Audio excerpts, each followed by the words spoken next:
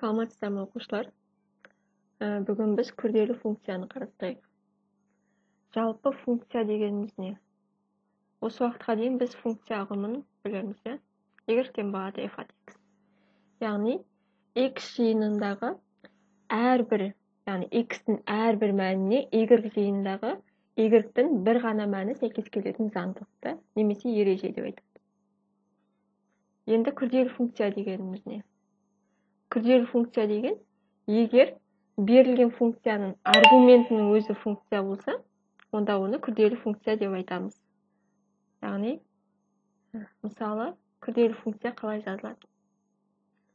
Мысалы, бізде f жат x, или g f от x деген сияқты. Осындай түрлерде жазылады. Яғни, f от x функциясы болса, оның аргументінің өзі жат x деген функция болып тұр.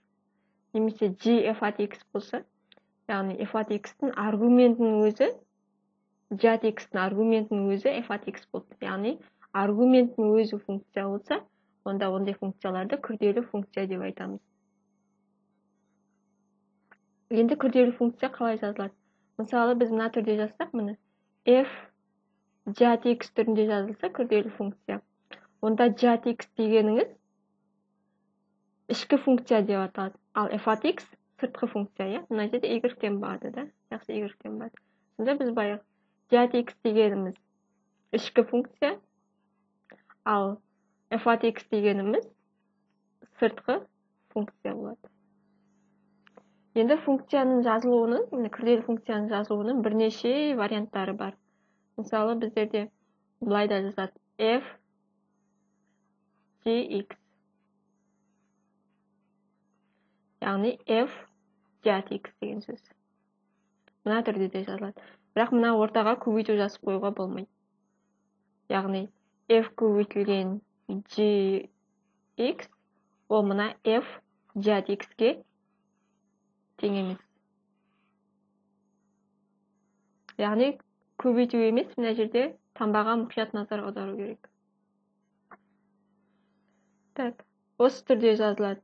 Немесе тағы да қандай түрлерде жазайық. F жат x-та жазылуларын қарастырып жатырмыз. Немесе f тік сызықпен де, тік жақшамен де жат x. Осындай варианттарды да жазылады. Немесе g f от x. Немесе f от x, f от x.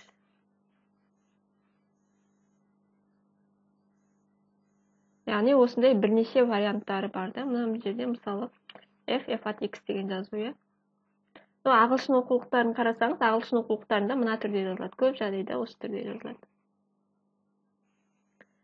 Біздің мына қазақ кітаптарында, мына орыс кітаптарында немесе осы түрде жазамыз.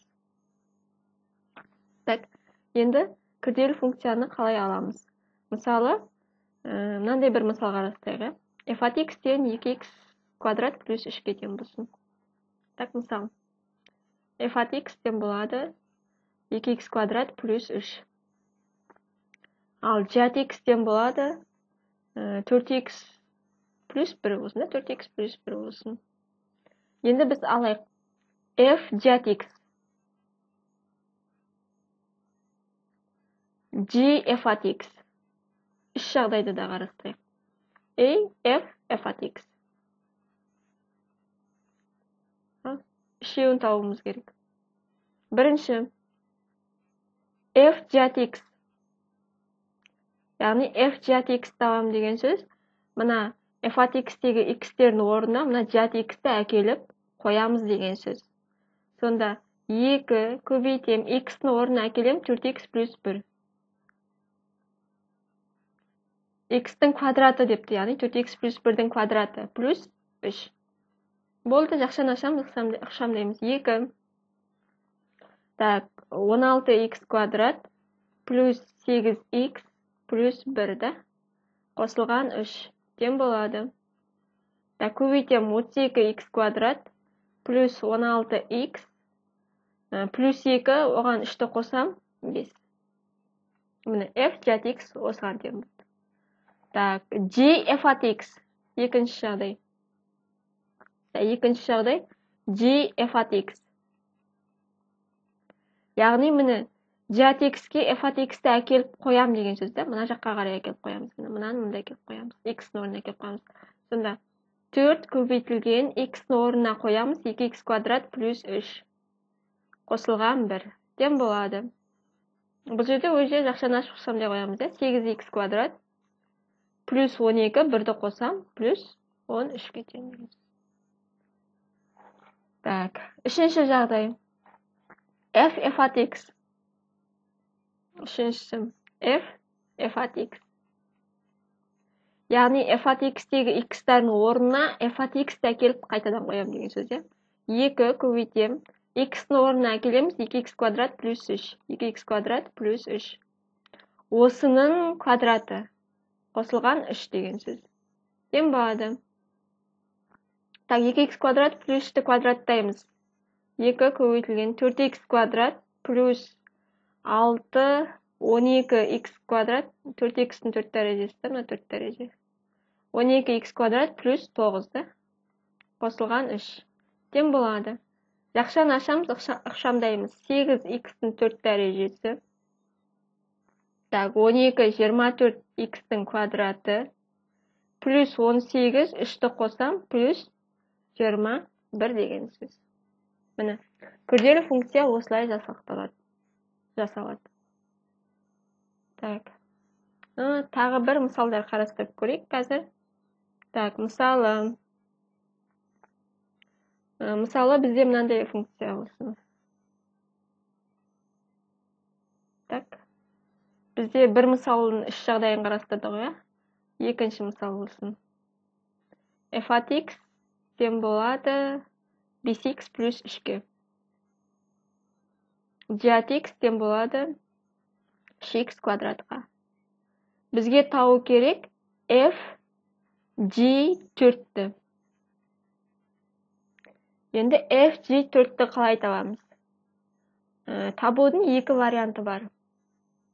Бірінші варианты, бірінші әдіс. Бірінші f g от x жазып алайық, ja? F g от x жазып алайық. Ол дегеніміз 5 көбейтілген x-ның орнына 3x квадратты әкелем, да? Қосылған 3. Сонда менде шығады 15x квадрат плюс 3 деген сөз. Енді x 4-ке тең. X-ке 4-ті қоямыз. Сонда бізде неше шығады? 15 көбейтем 4, қосам 3. 15 4-ке көбейтем. Так, 20, 60, 3-ті қосам 63 деген сөз. Ja, бұл бірінші вариант. Екінші вариант. Екінші әдісіміз. Бірінші g4-ті тауып алайық. Міне f g4 деп тұр ғой, g4-ті тауып алайық. g4 дегені міне x-ның орнында 4 тұр. Демек, менде де x-ның орнына 4-ті қоям деген сөз, ja? 3 көбейтем 4-тің квадраты. Сонда неше? 3 көбейтілген 4-тің квадраты 16-ға тең, ja? 16-ны 3-ке көбейтем 48 шығады. Енді бізде f g4 деп тұр. Яғни f g4 дегеніміз не? g4 деген міне 48-ге тең. Сонда f 48 деген сөз. Сонда f 48 дегенде міне f от x дегенде міне x-ның орнында менде 48 тұр. Демек, менде де x-ның орнына 48-ді қоям деген сөз.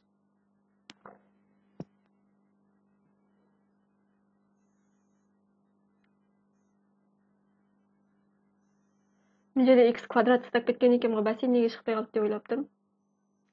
15x квадрат 4 көбейтілген 15 көбейтілген 4-тің квадраты. Менде де қате жазып жүріппін ғой. Квадратын тастап кетіппін. Так. 4-тің квадраты 16-ны береді, ja? Сонда 15 көбейтілген 16 плюс 3. Дұрыс па? Так, 15-ті 16-ға көбейтеміз, сосын 3-ті қосамыз. Сонда бізде 243 деген шығады. Бұл бірінші әдіс. Екінші әдісте міне f48, міне x-ның орнына 48-ді қойып атырық. 5 көбейтем 48, қосам 3-ті. Так, 5-ті 48-ге көбейтем 44 ойда 20, 24, 240, 243. Міне. Яғни екі әдіспен де шығаруға болады. Яғни бірінші жағдайда біз f жат x-ті жазып алдық та x-ның орнына 4-ті қойдық. Екінші әдіс бірінші j4-ті тауып алдық та сосын f j4-ті қойдық. Екі әдіспен шығарсаңыз да есебіңіз қате болмайды.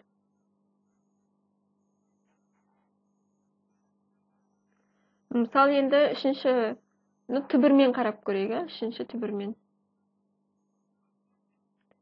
Түбірмен қарағанда да есеп осы күйінде, мағынасы бірдей бәрінде де. Мысалы, y-тен болады 5u плюс 7 болсын. O тен болады 3x минус 1 болсын. Бізге тауы керек y от x. Y от x. Бұл жерде от x деген сөз ғой. Енді қарайық. Қалай табамыз? Y-тен болады. Түбір астында 5 көбейтілген. Міне, u-ға келіп қоямыз 3x минус 1-ді. Жақша бітті, плюс 7. Болды. Яғни есеп түбірмен берілсе де мағынасы өзгермейді. Яғни осы заңдылықты сақтаймыз. 5-ті 3-ке көбейтем 15x. Минус 5-ке 7-ні қосам 2-ді. 15x плюс 2 түбір астында. Осындай болады. Тағы бір мысал жасайық. Сосын аяқтап қаларымызда тағы бір мысал қарастырайық. Төртінші мысал болсын. Мысалы f от x ол бізде тең 4x плюс 1-ге. Ал жат x ол бізде тең 2x квадрат плюс 5x-ке. Бізге тауы керек g f от x-ті.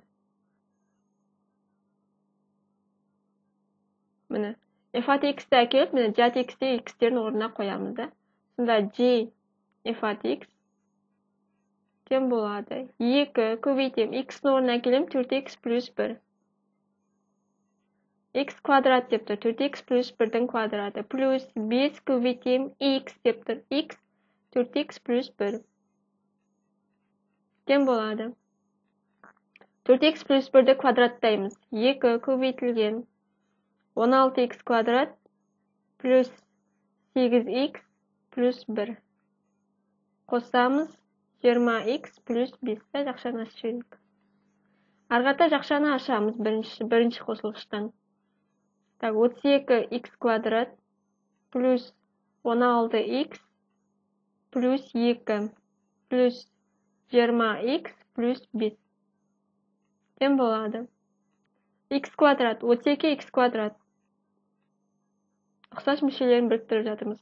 16x плюс 20x плюс 36x плюс 2 плюс 5 плюс 7. Сонда бізде g f от x дегеніміз 32x квадрат плюс 36x плюс 7-ге тең болды. Күрделі функцияның жасалу жолдары осындай. Яғни, мысалы f от x пен жат x берілсе, біз g f от x қалай шығарамыз, f от x қалай шығарамыз, немесе f жат x қалай шығарамыз. Міне осындай жағдайларды бүгін қарастырдық. Сонымен біз күрделі функция деп қандай функцияны айттық? Яғни біз күрделі функция деп айттық, егер берілген функцияның аргументінің өзі функция болса да, ондай жағдайда біз айттық күрделі функция деп. Ал жалпы функция ұғымын біз осыған дейін білеміз. Яғни x жиындағы x-тің әрбір мәніне y жиындағы y-тің бір ғана мәні сәйкес келетін заңдылықта немесе ереже деп айтады. Функция дегеніміз.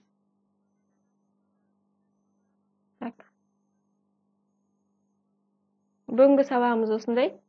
Егер түсінбеген сұрақтарыңыз болса, комментарийға жазуларыңызға болады. Сабағымызды аяқтаймыз.